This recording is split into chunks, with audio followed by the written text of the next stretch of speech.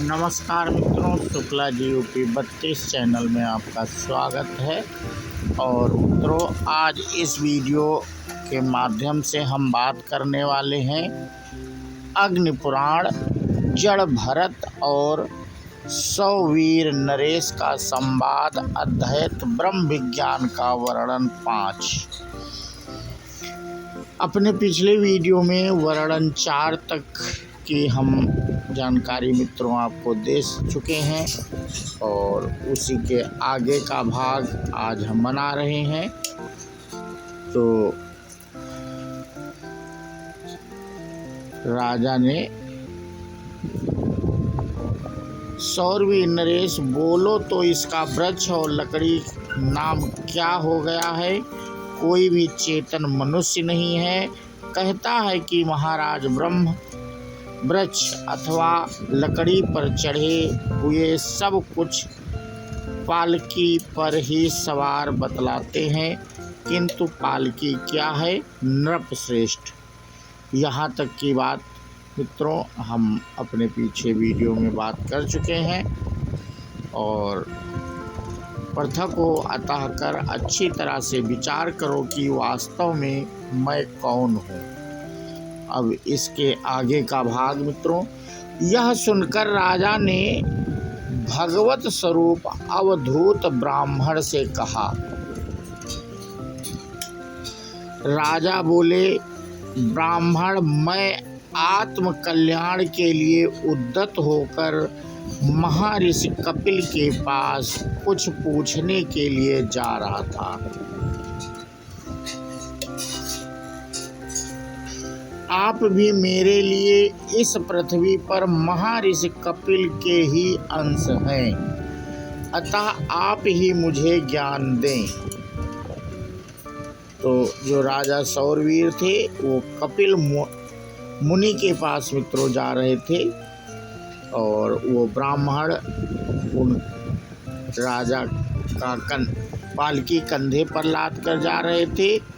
तो राजा ने जब उनसे क्वेश्चन किया था तो उसी से आगे है मित्रों कहानी। तो राजा कह रहे हैं, आप कपिल के अंश ही हैं, अतः आप मुझे ही ज्ञान दें। जिससे ज्ञान रूपी महासागर की प्राप्ति होकर परम कल्याण की सिद्धि हो, वह उपाय मुझे बताइए।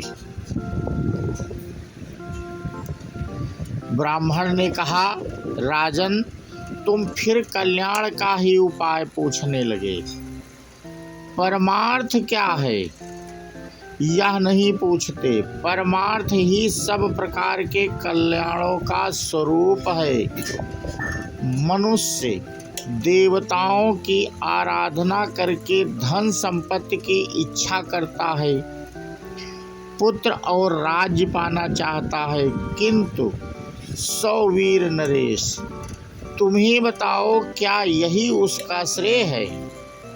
इसी से उसका कल्याण होगा। विवेकी पुरुष की दृष्टि में तो परमात्मा की प्राप्ति ही श्रेय है।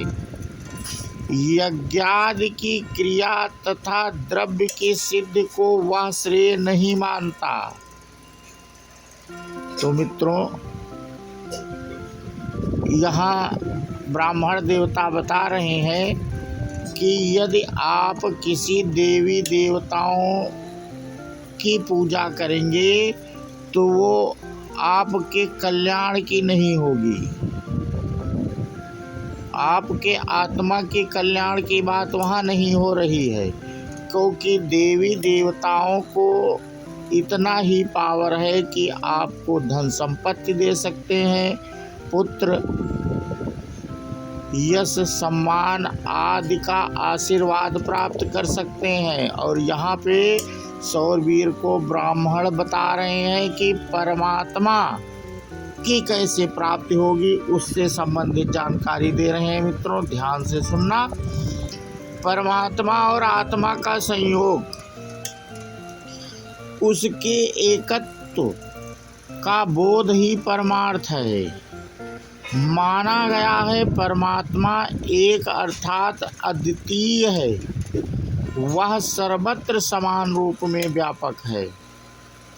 शुद्ध निर्गुण प्रकृति से परे, जन्म वृद्ध आदि से रहित, सर्वगत अविनाशी, उत्कृष्ट ज्ञान रूप गुण जाति आदि के संसर्ग से रहित एवं विभू है।